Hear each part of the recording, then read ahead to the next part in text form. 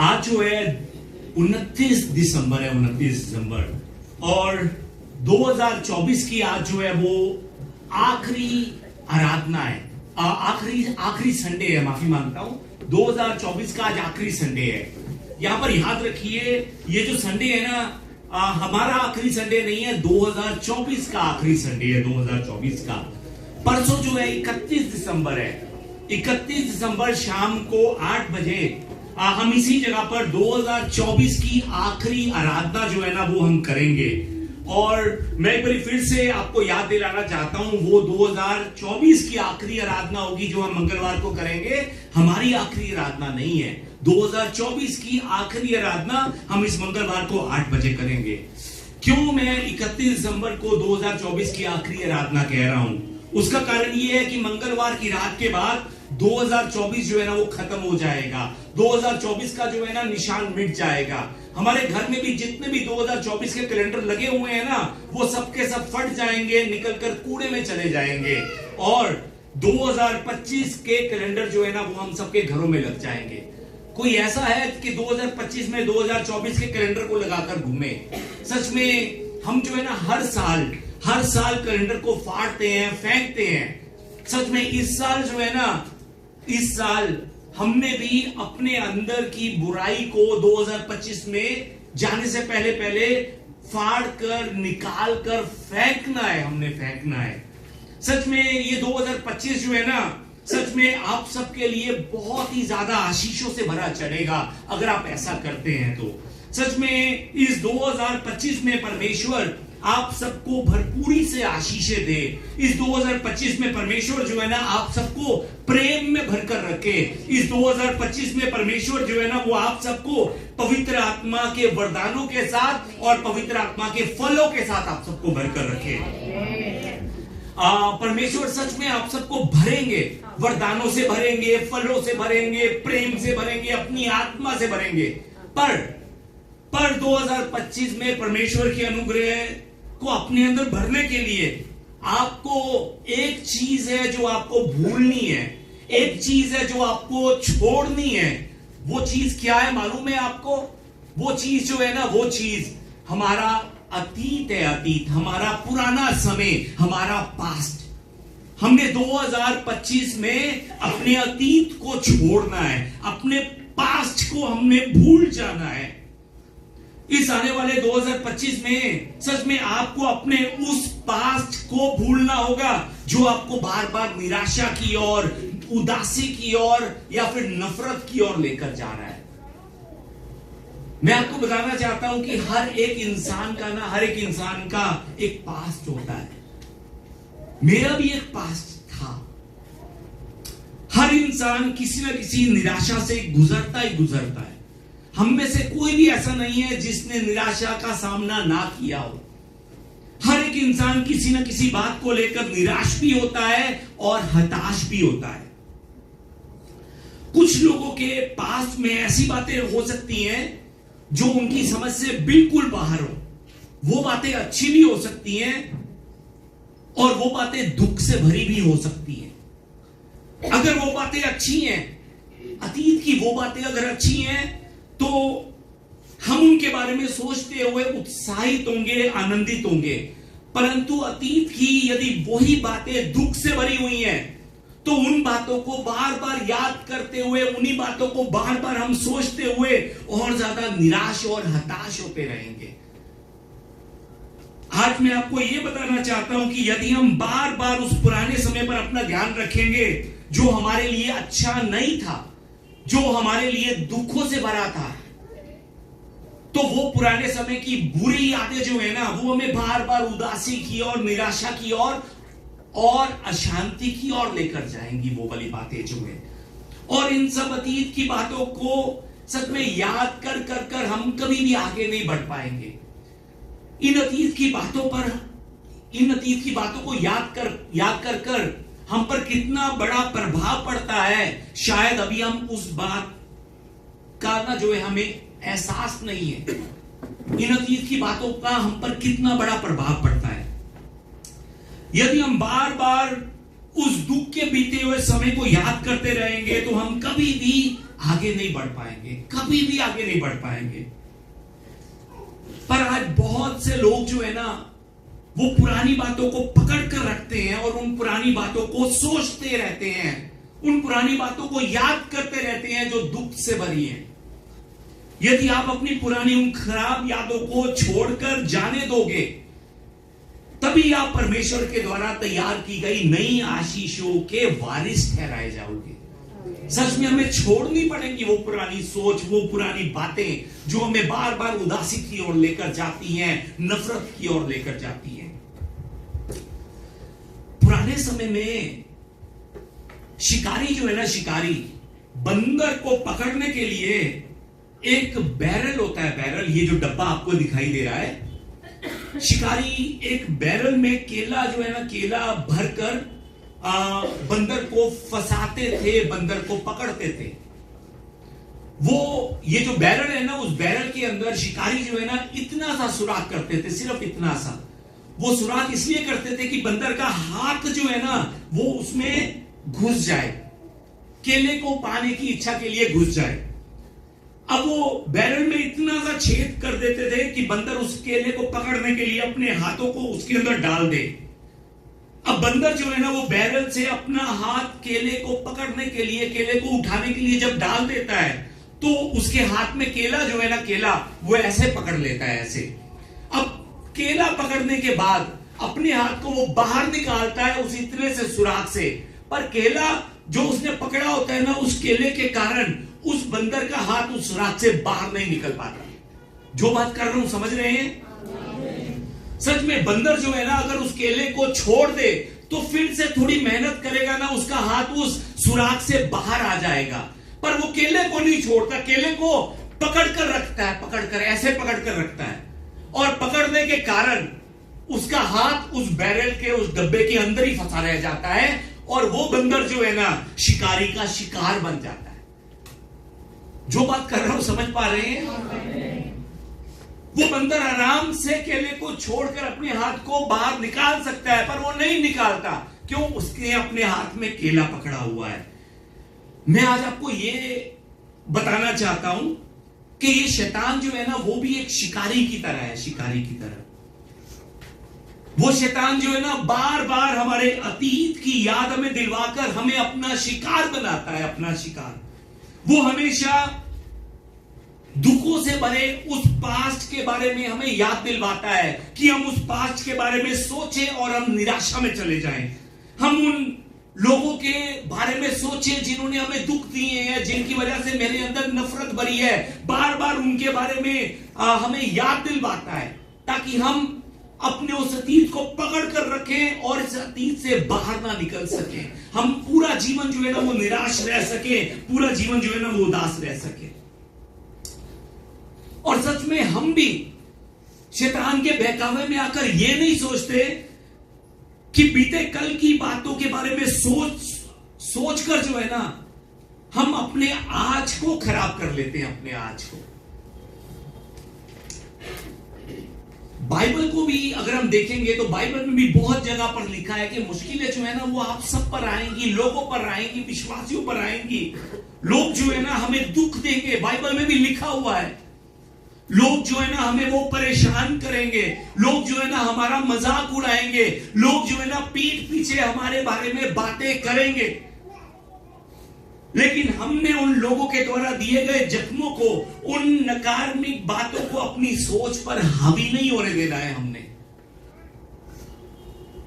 हमने शैतान के प्लान को सफल नहीं होने देना है। हमें शैतान के उस जाल से बाहर निकलना है जो शैतान बार बार हमें हमारे अतीत की, हमारे पास्ट की याद दिलवाता हुआ डाल रहा है। सच में 2025 में भी मैं आपको बताना चाहता हूं कि शैतान आकर आपसे कहेगा कि तेरा कुछ नहीं हो सकता। वो 2025 में भी आपको याद दिलाएगा तू 2024 में कितना परेशान था, 2025 में भी तेरी परेशानियां खत्म नहीं होंगी। तू पहले भी बीमार था, आज भी बीमार रहेगा। तू पहले भी अकेला था और आज भी अकेला रहेगा। शैतान 2025 में भी बार बार अपना जाल बिछाने की कोशिश करेगा। पर सच में हमने उस समय, जिस समय शैतान हमें यह मन दे, उस समय हमने शैतान से कहना है कि शैतान, मैं तेरे जाल में अब नहीं फंसूंगा, अब और नहीं, मैं तेरे जाल में नहीं फंसूंगा। अब मैं अपनी उस पुरानी नकारात्मक सोच को मैं आज अपने से दूर करता हूं, मैं यीशु के नाम में आगे बढ़ता हूं। शैतान मुझसे दूर हो जा। हमने भी ये बात खुलकर शैतान से कहनी है जिस समय वो हमारे मन में गलत विचारों को अगले साल भरने की कोशिश करे। हालेलुया। परमेश्वर भी आपसे यही चाहते हैं कि आप जो है ना नया दाखरस नए मशकों में भरे, पुराने मशकों में नया दाखरस मत भरे। पुराने मशकों में अगर आप नया दाखरस भरेंगे तो वो मशकें जो है ना टूट जाएंगे, पुराने होने के कारण टूट जाएंगे। परमेश्वर भी चाहते हैं कि पुरानी बातों को भूलकर अब नए मन के साथ नई शुरुआत आप सब करें और वो बेस्ट जीवन जो परमेश्वर ने आपके लिए तैयार किया है 2025 में, उसे जीना शुरू करें आप सब जो है। सच में परमेश्वर चाहते हैं कि आप अपनी पुरानी सोच से बाहर निकलें, क्योंकि परमेश्वर को मालूम है कि आपका ये पास्ट आपको भारी भारी बोझ देकर दबा सकता है और आपको आगे बढ़ने से रोक सकता है। अतीत में बीते हुए उन दुख के पलों को सच में हमारे लिए याद करना ना बहुत आसान है।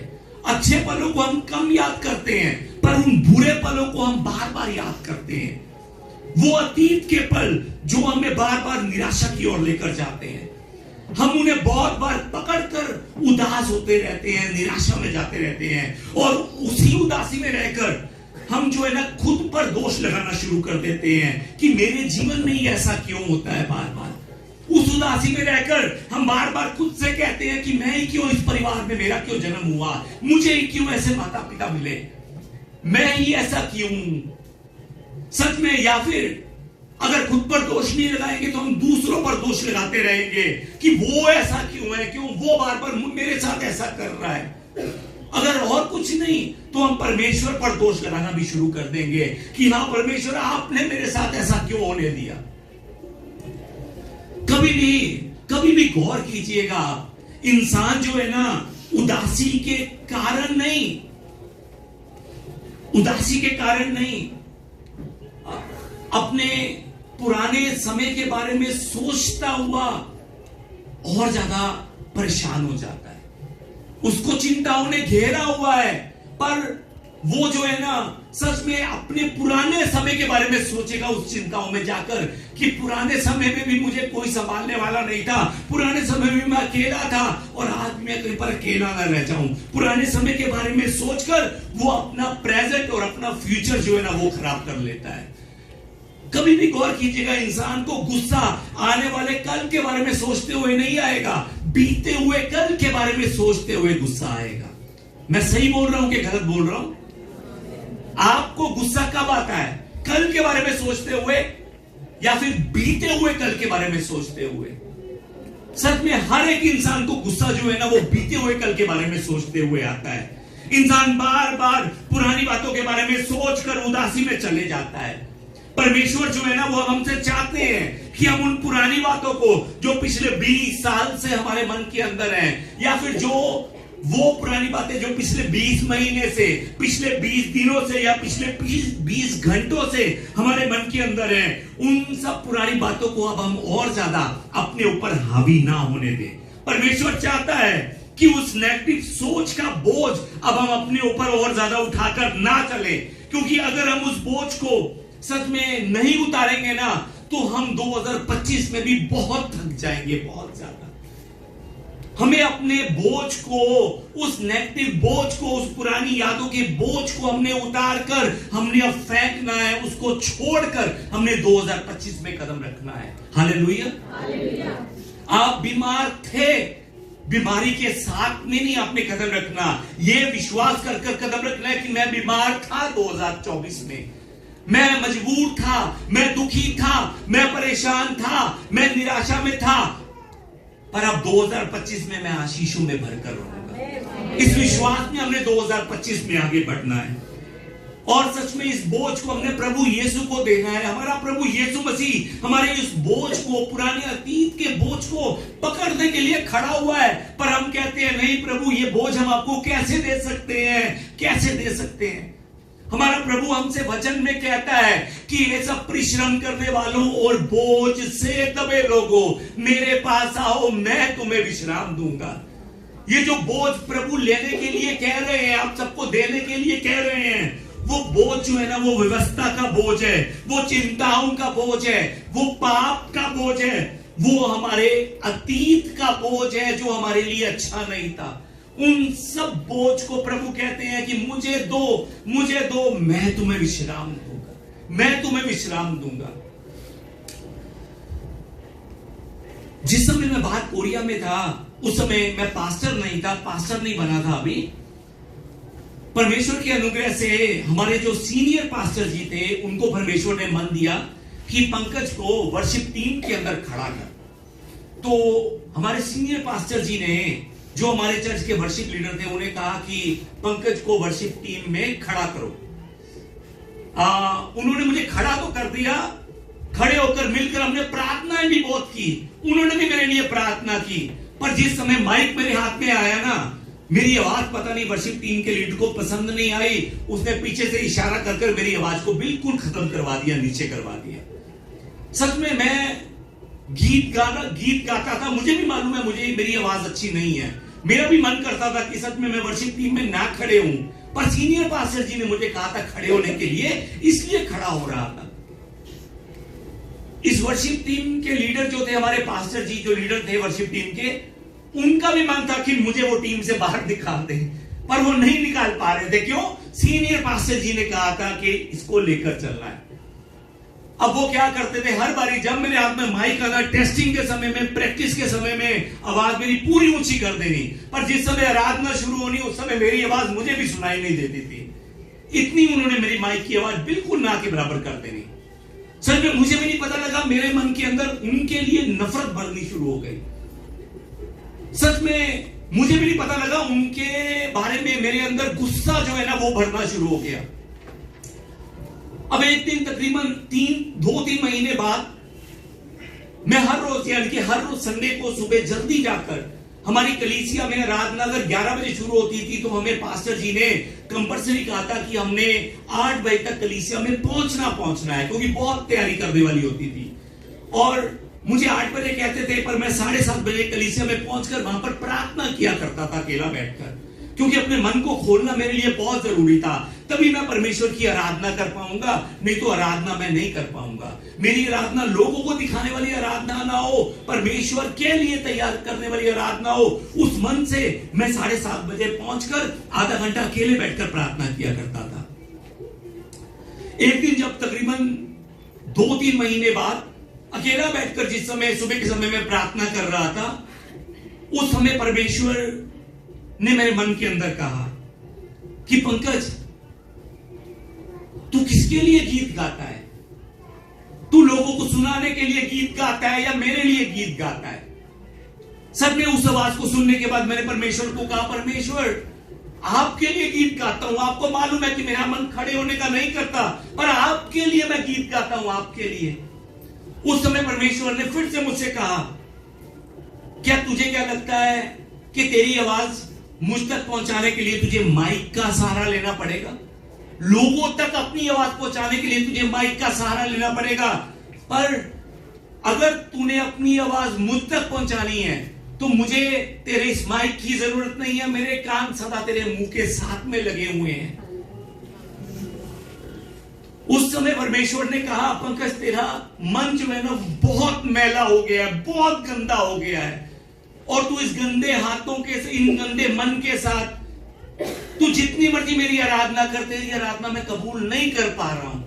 मैं सच में तुझे आशीर्वाद देना चाहता हूं, मैं तुझे आशीषों से भरना चाहता हूं, पर तेरे इस मन के कारण मैं तुझे आशीष नहीं दे पा रहा हूं। पंकज, तू जाकर अपने मन को साफ कर, पास्टर जी को जाकर माफी मांग, उनसे कह कि पास्टर जी मैं आपसे माफी मांगता हूं, तेरी कोई गलती नहीं है, पर फिर भी तू जाकर कह कि पास्टर जी मैं आपसे माफी मांगता हूं कि मैंने आपके लिए अपने मन के अंदर बुरे विचारों को रखा था। सच में जिस समय वो मन मैंने परमेश्वर से लिया, उस समय मेरा मन और ज्यादा भारी हो गया। क्यों? मुझे लग रहा था कि अगर मैं वर्शिप लीडर वाले जो पास्टर हैं, उनको अगर जाकर मैं कहूंगा कि मुझे माफ कर दीजिए, मैंने आपके लिए अपने मन में बुरे विचार रखे थे, तो मैं उनके सामने और छोटा हो जाऊंगा। मुझे लग रहा था कि मेरी बेइज्जती हो जाएगी। मुझे लग रहा था कि वो मेरी बात सुनने के बाद मेरा मजाक उड़ाएंगे। तो मैंने कुछ दिनों के लिए उस आवाज को मन में दबा कर रखा, पर मन को दबाने के कारण वो आवाज और ज्यादा मन में गूंजती रही, और सच में मुझे एक दिन लगा कि मेरी आराधना परमेश्वर स्वीकार नहीं कर पा रहे हैं। तो मैंने परमेश्वर के कहे अनुसार 1 या 2 हफ्तों बाद जाकर पास्टर जी से मैं अकेला मिला। उन पास्टर जी से मिलकर सच में उनके सामने मैंने घुटने टेक कर माफी मांगी, घुटने को झुकाकर, कि पास्टर जी मुझे माफ कर दीजिए। सच में मेरे अंदर, मेरे मन में आपके लिए बहुत नफरत भरनी शुरू हो गई थी। सच में मैं आपसे भागना शुरू हो गया था, आपकी आवाज को भी सुनना नहीं चाहता था। पर परमेश्वर ने मुझसे कहा कि वो मेरा प्यारा बेटा है जिसके लिए तूने अपने मन में नफरत भरी है। पास्टर जी मुझे माफ कर दीजिए। सच में जिस समय मैंने अपने मन को हमारे उस वर्शिप टीम के लीडर के पास्टर जी को बताया, मुझे लग रहा था कि मैं उनकी नजरों में छोटा हो जाऊंगा। उन्होंने उस समय अपनी आंखों से आंसू निकालते हुए मुझसे कहा कि पंकज, सच में तू बहुत बड़ा हो गया है, तू सच में बहुत बड़ा हो गया है। और सच में उन्होंने मुझसे माफी मांगी, मैं उनसे माफी मांग रहा था, उन्होंने मुझे खड़े कर मुझसे माफी मांगी, मुझे गले लगाया। और मैं आपको बताना चाहता हूं कि उस दिन से हमारा प्यार जो है ना, सच में भाइयों से बढ़कर हमारे बीच में प्यार हो गया। उस दिन से वर्शिप टीम में बाकियों की आवाज कम हो ना हो, मेरी आवाज बढ़ती गई, बढ़ती गई, बढ़ती गई। बाद में सीनियर पास्टर जी कहते रहे कि पंकज की आवाज थोड़ी कम करो, बहुत ज्यादा है। सीनियर पास्टर जी कहते नहीं, इसकी आवाज सब तक पहुंचनी चाहिए, सब तक। और सच में अभी तक भी वो जो वर्शिप टीम के पास्टर जी थे, जब भी मैं बाहर कोरिया में जाता हूं, मुझसे स्पेशल मिलने के लिए आते हैं, अपने सब कामों को छोड़कर आते हैं। उस समय भी, जिस समय मैंने उनके सामने घुटने टेककर माफी मांगी, उस दिन के बाद वो जो है ना मेरे मददगार बन गए, मददगार। मैं स्कूल में पढ़ाई कर रहा था, मेरे पास पैसे नहीं थे, वो मुझे कपड़े लेकर देते थे।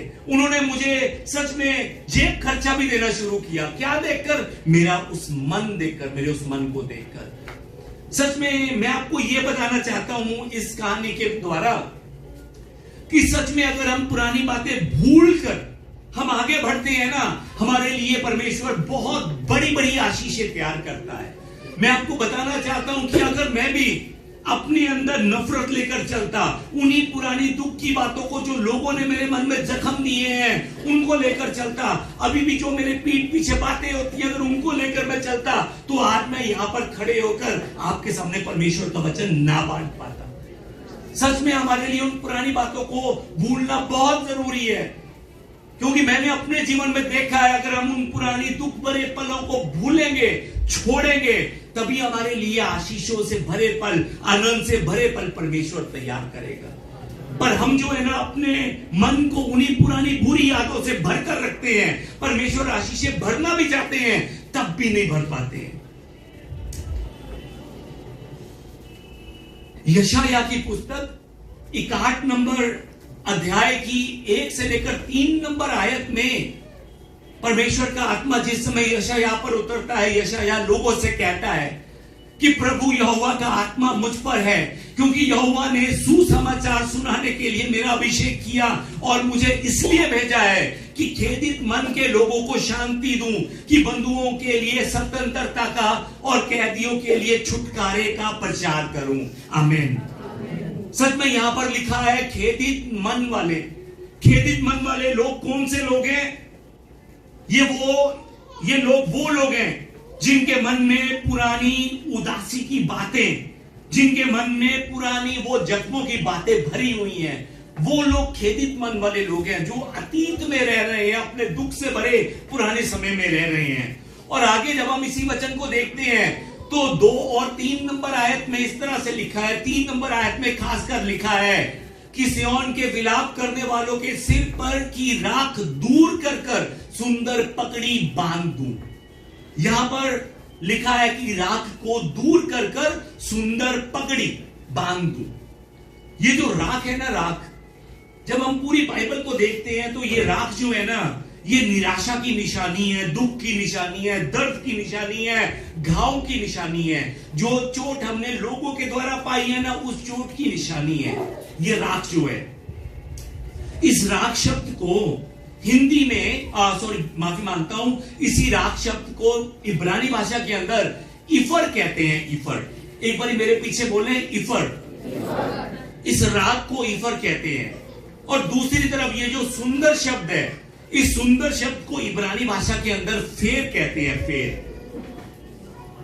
वचन में लिखा है कि मैं इफर को फेर कर दूंगा, लिखा हुआ है कि मैं तेरी राख को मिटाकर सुंदर पगड़ी बना दूंगा, लिखा हुआ है। अगर सच में हम इस इफर से अगर ई को हटा दें तो ये इफर जो है ना, ये फेर बन जाता है। फेर, जो बात कर रहा हूं समझ रहे हैं? इफर से अगर ई को हटा देंगे ना तो ये इफर जो है ना, ये फेर बन जाता है। फेर मतलब कि यदि हम भी अपने जीवन से पुरानी उन बुरी यादों को मिटा देंगे, भूल जाएंगे, उस अतीत की वो यादें जो हमें बार बार निराशा की ओर लेकर जाती हैं, तो वो हमारा इफर जो है ना, परमेश्वर उसी इफर को फेर बना देंगे। फेर, ये परमेश्वर का वादा है अपने लोगों से। परमेश्वर आपके अतीत के द्वारा ना आपको बिठाना नहीं चाहते थे। मैं आपको बताना चाहता हूं कि आप अब से परमेश्वर की रचना में रचने के लिए नहीं जा रहे हैं। परमेश्वर ने शुरू से आपको अपने स्वरूप में रचा हुआ है। शुरू से परमेश्वर जो है ना, परमेश्वर के हाथों में आपका अगर फ्यूचर है तो आपका अतीत भी परमेश्वर के हाथों में था। इस बात को याद रखिए। परमेश्वर आपको आपके अतीत के द्वारा, उन बातों के द्वारा जो आपको लगा कि मेरे जीवन में ठीक नहीं हुई, अच्छी नहीं हुई, उनके द्वारा आपको बिठाना नहीं चाहते थे, निराशा में देखना नहीं चाहते थे, बल्कि उस आपके अतीत के द्वारा आपको परमेश्वर तैयार करना चाहते थे, आपको और ज्यादा मजबूत करना चाहते थे। आपके उस अतीत के द्वारा परमेश्वर आपको और ज्यादा अनुभवी करना चाहते थे और आपको और ज्यादा कॉन्फिडेंस में लेकर आना चाहते थे। पर आप अपने उस अतीत को बार बार याद कर कर बैठ रहे हैं, निराशा में जा रहे हैं। सच में मैं आपको यह बताना चाहता हूं कि यदि आपके साथ पुराने समय में वैसा ना हुआ होता तो आज आप नए रास्तों के लिए तैयार ना हुए होते। अगर पुराने समय में वैसा ना हुआ होता, मैं आपको यह समझाना चाहता हूं कि हो सकता है कि आपसे कुछ गलतियां हुई हो सकता है कि आपने अपने बच्चों का पालन पोषण ठीक तरह से ना किया हो सकता है कि उन सब बातों को लेकर आपको पछतावा हो सकता है कि आपका रिश्ता भी दूसरों के साथ अच्छा ना हो सकता है। लेकिन मैं आपको बताना चाहता हूं कि उस बीते हुए कल को लेकर अब आप कुछ नहीं कर सकते। वो बीता हुआ कल जो है ना, वो बीत चुका है।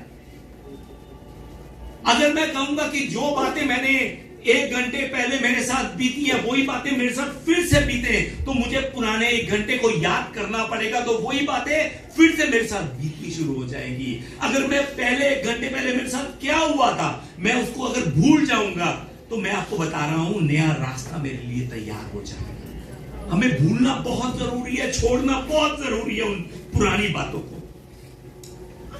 पछतावा जो है ना इंसान को कब होता है? कोई चीज होने से पहले होता है या कोई चीज कुछ चीज होने के बाद होता है। हमेशा बाद में पछतावा होता है। बाद में, कुछ होने से पहले कभी भी पछतावा नहीं होता। बार बार बीते हुए कल को याद कर कर सच में दोष लगाते हुए आप अपना कल जो है ना वो बेहतर नहीं बना सकते। हमें अपने कल को बेहतर बनाने के लिए अब सच में अपने मन को साफ करना होगा। तब हमारा परमेश्वर जो है ना हमें ईफर से फेर की आशीष दे पाएगा। हमें अपने मन को खाली करना होगा, तब हमें ईफर से फेर की आशीष जो है ना वो मिलेगी। तब हमें राख से सुंदर की आशीष मिलेगी। जो बात कर रहा हूं समझ पा रहे हैं? दूसरे कुरिन्थियों की पुस्तक 3:17 में लिखा है। आइए मिलकर इस वचन को पढ़ें। प्रभु तो आत्मा है और जहां प्रभु, आमेन, प्रभु आत्मा है और जहां प्रभु का आत्मा है वहां स्वतंत्रता है।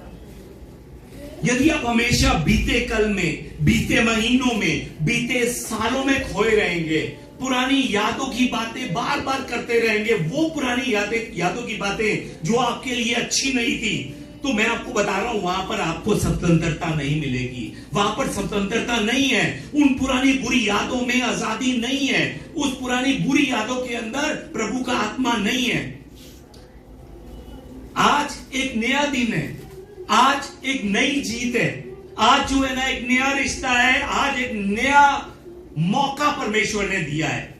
इसलिए जो बीत गया था ना, ये जो था शब्द था वो पुराना है, पुराना जो बीत गया था उसमें जीना छोड़िए और जो आज है उसमें जीना शुरू कर कीजिए। पीछे अगर निराशा थी ना, तो मैं आपको बताना चाहता हूं अब आने वाले दिनों के अंदर आपके लिए आजादी आएगी। पीछे अगर सच में उदासी थी ना, तो मैं आपको बताना चाहता हूं अब आने वाले दिनों में आप में, आपके अंदर एक नई शुरुआत आएगी। 2025 में आप में नई शांति आएगी, नई आशीष आएगी, नई बरकतों को आएगी।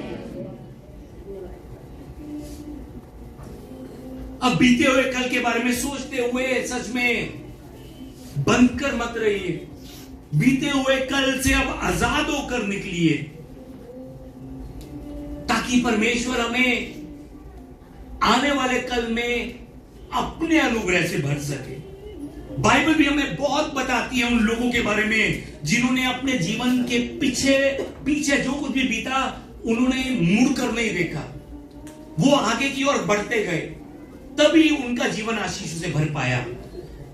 उन आगे की ओर बढ़ने वाले लोगों में से एक नाम योसेफ का है। योसेफ के जीवन के बारे में हम सब जानते हैं कि उसके जीवन में कितना दुख था।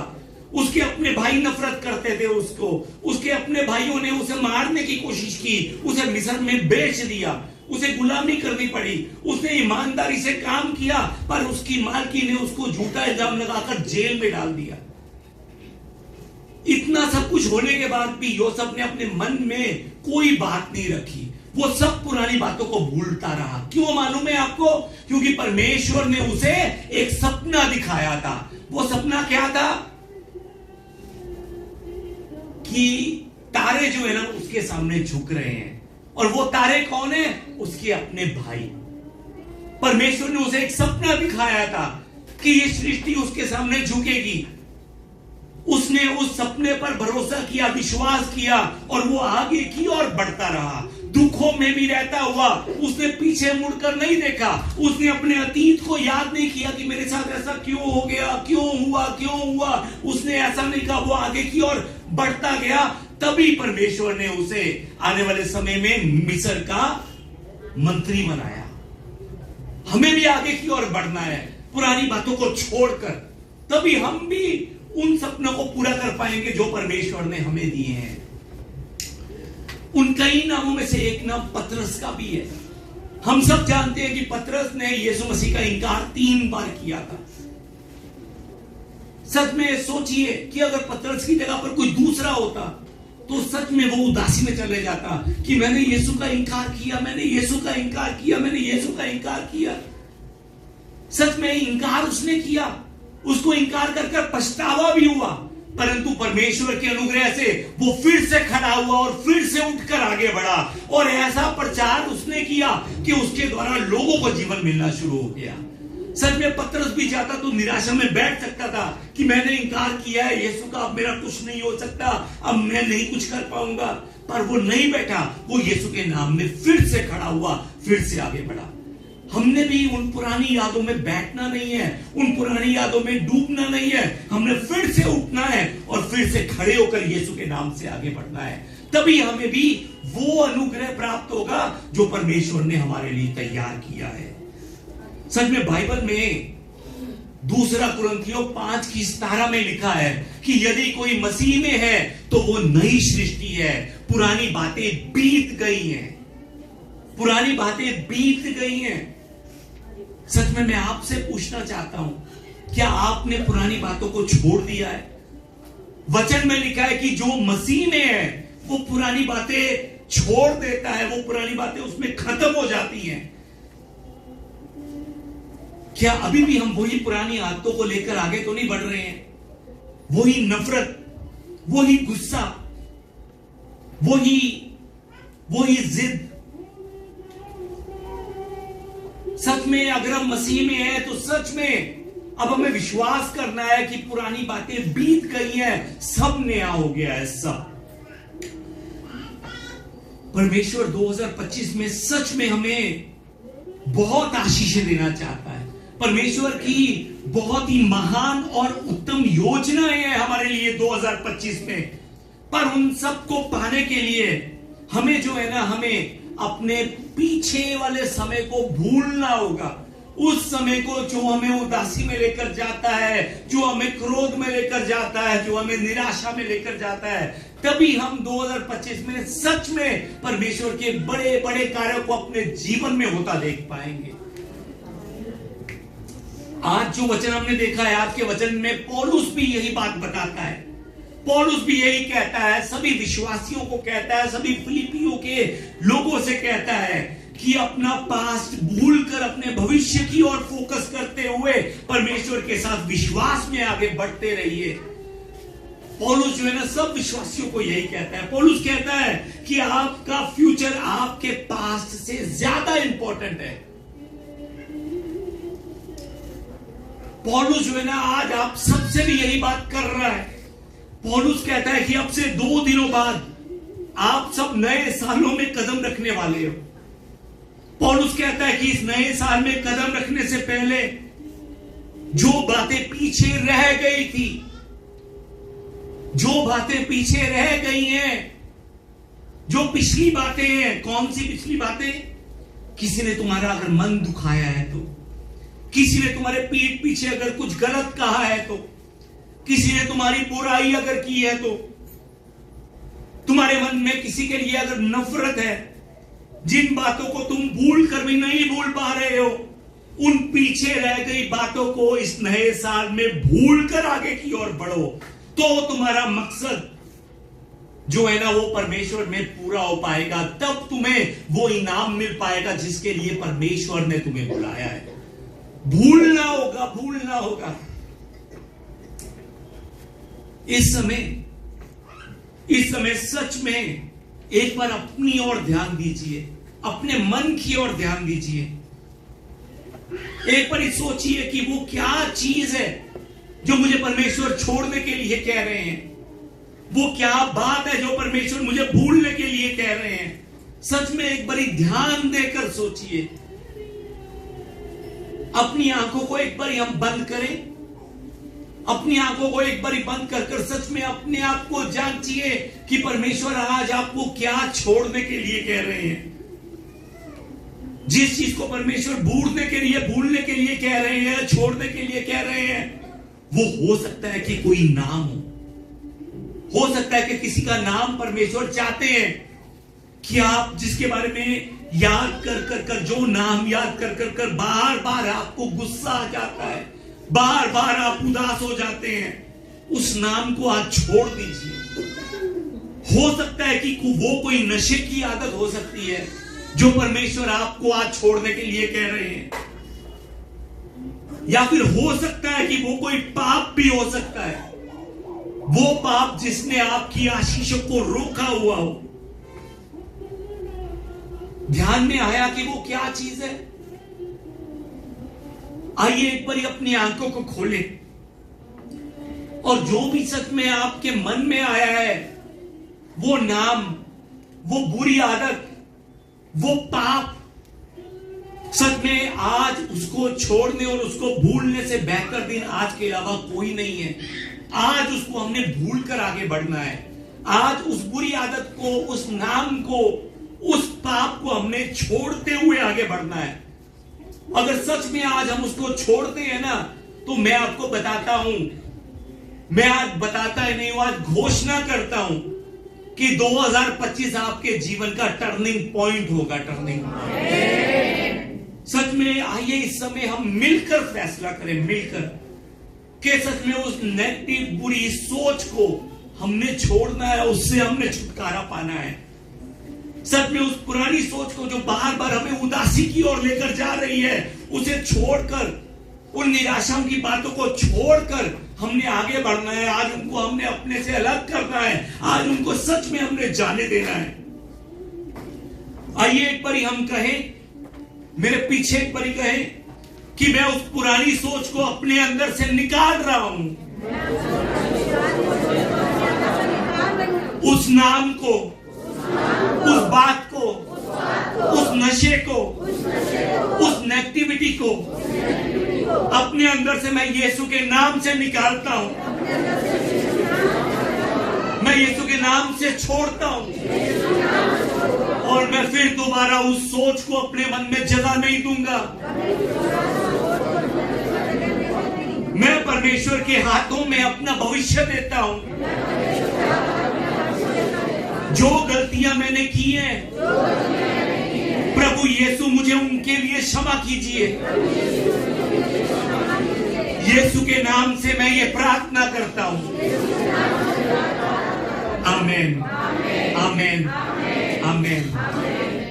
सच में यदि आप सबने जो प्रार्थना की है, यदि आप वैसा ही करेंगे ना, तो सच में 2025 आपका है, आपका। सच में अगर आपने ये जो प्रार्थना आज इस संडे की आखिरी आराधना में की है ना, अगर आप अब वैसा ही करते हुए आगे बढ़ेंगे, तो मैं आपको बताना चाहता हूं कि आप सब पर परमेश्वर की दया छाने वाली है। आप सब पर अनुग्रह की बारिश होने वाली है। सच में मैं ये बताना चाहता हूं कि परमेश्वर आपके दुखों को मिटाकर नए साल में आपके लिए गवाहियां भर देंगे, अगर आप ऐसा करते हैं। सच में अब आप नए साल में अगर यही जो प्रार्थना की है, इस पर रहते हुए आगे बढ़ेंगे ना, तो परमेश्वर आपको रात नहीं, सुंदर पगड़ी आपके सिर पर बांधकर आपको आगे लेकर जाएंगे। परमेश्वर आपके विलाप को दूर कर कर उसे हर्ष में बदलेंगे। अगर सच में जो प्रार्थना आपने की, आप अगर वैसा जीवन बिताएंगे, तो परमेश्वर आपकी उदासी को मिटाकर उसे हर्ष में बदल देंगे। परमेश्वर आप सबसे कहता है कि 2025 आ रहा है, 2025 आ रहा है। मतलब अगर आप परमेश्वर के साथ में सही रीति से चलेंगे, तो बहुत ही बेहतर कुछ आपके लिए आ रहा है। 2025 आपके लिए भरपूरी से आनंद को लेकर आ रहा है। वो 2025 आपके लिए परमेश्वर के अनुग्रह से भरा हुआ आ रहा है, परमेश्वर की आशीषों को लेकर आ रहा है, परमेश्वर की बरकतों को लेकर आ रहा है, चंगाई को लेकर आ रहा है, प्रेम को लेकर आ रहा है, जीत को लेकर आ रहा है, पवित्र आत्मा के फल और वरदानों को लेकर आ रहा है। ये आने वाले 2025 में सच में यीशु के नाम से अपने पुराने अतीत को मिटाते हुए, अपनी पुरानी सोच को मिटाते हुए, अपने मन की नफरत को मिटाते हुए, प्रभु के हाथों में हाथ डालकर आगे से आगे बढ़ते हुए परमेश्वर के अनुग्रह से भरने वाले परमेश्वर के सभी प्यारे बनने की आप सबको आशीर्वाद देता हूं।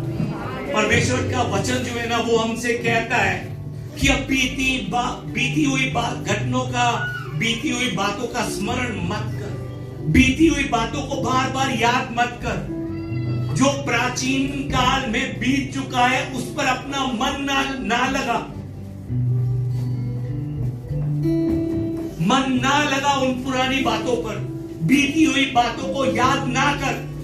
परमेश्वर आप सबसे कहता है कि वो एक नई बात आपके जीवन में करता है, नई बात, और वो नई बात 2025 में प्रकट होगी आपके जीवन में। इस 2025 में अपने जीवन का मकसद परमेश्वर को बनाकर आगे बढ़िए, अपनी पुरानी सोच भूलते हुए आगे बढ़िए। पुरानी नफरत जो आपके आपके लोगों के लिए भरी हुई है, उस पुरानी नफरत को अपने अंदर से मिटाकर आगे बढ़िए। तो देखिए 2025 में परमेश्वर आपके लिए क्या कार्य करते हैं। आइए हम इस समय परमेश्वर से मिलकर कहें कि प्रभु मेरे जीने का मकसद तू है, मेरे जीने का कारण तू है। प्रभु सच में 2025 में सच में मैं प्रभु जीऊं या मरूं मुझे नहीं पता, मैं तेरे साथ चलूं प्रभु, मैं तेरा बनकर चलूं प्रभु, मैं तेरी इच्छाओं को पूरा करता हुआ चलूं प्रभु। आइए मिलकर हम इस गीत को गाते हुए प्रभु के नाम को ऊंचा उठाएं और प्रभु से ये वादा करें, जीवन का मकसद तू है, मेरे जीने का कारण तू है, मेरे जीवन का मकसद तू है, मेरे जीने का कारण तू है, मैं जीऊं या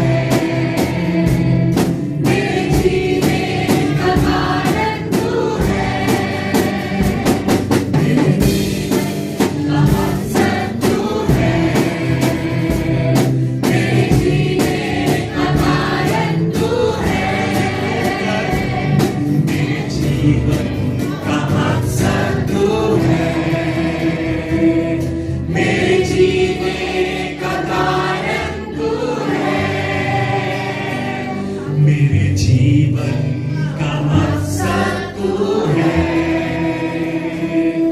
मेरे जीने का कारण तू है। पिता परमेश्वर प्रभु जी, सच में आपका धन्यवाद प्रभु। इस 2025 में प्रभु जी कदम रखने से पहले आपने मुझे बताया कि सच में आप 2025 में मेरे लिए कितनी आशीषों को लेकर आना चाहते हैं। आप 2025 में मेरे मन को कितना आनंद से भरना चाहते हैं, कितना अपने अनुग्रह से भरना चाहते हैं, कितना अपने आनंद से भरना चाहते हैं प्रभु। सच में आपने आज हमें बताया, आपका धन्यवाद। पर प्रभु आपने हमें यह भी बताया कि उस आनंद से भरने के लिए, उन आशीषों को पाने के लिए हमें सच में 2024 की हर एक उन बुरी यादों को भूलना होगा जो हमें बार बार उदासी की ओर लेकर जाती है। पिता परमेश्वर सच में हमारी मदद कीजिए कि हम अपने अतीत को भूल सके, उस पुराने पास्ट को हम भूल सके, जिसको याद कर कर कर बार बार हम रोते हैं। उस अतीत को हम भूल सके, जिसको याद कर कर कर बार बार हमें गुस्सा आता है, बार बार हमारे अंदर नफरत भरती है। प्रभु पिता परमेश्वर मदद कीजिए प्रभु जी। इस अतीत का बोझ प्रभु जी, पिता परमेश्वर आज प्रभु जी मैं हल्का करता हूं प्रभु। इस सच में पुराने उन सब दुखों को जो पिछले 40 साल, 30 साल, 20 साल, 10 दिन, 5 दिन, 2 दिनों से मेरे अंदर है, उन सब बुरी यादों को मैं आज यीशु के नाम से मिटाता हूं। आज यीशु के नाम से उन यादों को मैं छोड़ता हूं, उन बुरी यादों को मैं अपने मन से रिहा करता हूं। प्रभु मदद कीजिए कि नई शुरुआत में आगे बढ़ सकूं प्रभु, नए कदम रखकर आगे बढ़ सकूं, नया दाखरस नए मशकों में भरता हुआ आगे बढ़ सकूं, ताकि उन सब वादों को जो आपने मुझसे किए हैं, जो आपने हमसे किए हैं, उन्हें अपने जीवन में पूरा होता देख सकूं। प्रभु एक बार फिर से धन्यवाद प्रभु जी, किस तरह से हमने अगले साल में कदम रखना है हमें बताया, आपका धन्यवाद। प्रभु मदद कीजिए कि आज जो प्रार्थना की है उसके अनुसार मैं आगे बढ़ सकूं। ये सब प्रार्थना मैं हमारे जीवित प्रभु यीशु मसीह के नाम से करता हूं, आमीन। आइए एक बार बोले, पुराना भूलकर नए की ओर, दुख भूलकर आशीषों की ओर, उदासी भूलकर आशा की ओर। आइए इस समय हमारे प्रभु यीशु के द्वारा सिखाई गई प्रार्थना कर हम आज की सभा को समाप्त करते हैं। आइए मिलकर प्रार्थना करें। हे हमारे पिता, आप जो स्वर्ग में है, आपका नाम पवित्र माना जाए, आपका राज्य आए, आपकी इच्छा जैसे स्वर्ग में पूरी होती है वैसे पृथ्वी पर भी हो। हमारे दिन भर की रोटी आज हमें दीजिए, और जिस प्रकार हमने अपने अपराधियों को क्षमा किया है वैसे ही आप भी हमारे अपराधों को क्षमा कीजिए। आप हमें परीक्षा में मत डालिए, परंतु बुराई से हमें बचा लीजिए, क्योंकि राज्य और पराक्रम और महिमा सदा आपके ही है, आमीन। पिता परमेश्वर के प्रेम के द्वारा हमारे प्रभु यीशु मसीह के अनुग्रह और इस समय भी हमारे साथ में चलने वाले पवित्र आत्मा की सहभागिता के साथ आज वचन के समय में प्रभु के वचनों को सुनकर उन वचनों पर अमल करते हुए अपने पुराने हर एक बुरी यादों को मिटाते हुए आगे बढ़ने वाले परमेश्वर के हर एक जन के जीवन में परमेश्वर की शांति और परमेश्वर का अनुग्रह अब से लेकर सदा तक बना रहे, आमीन। मेरा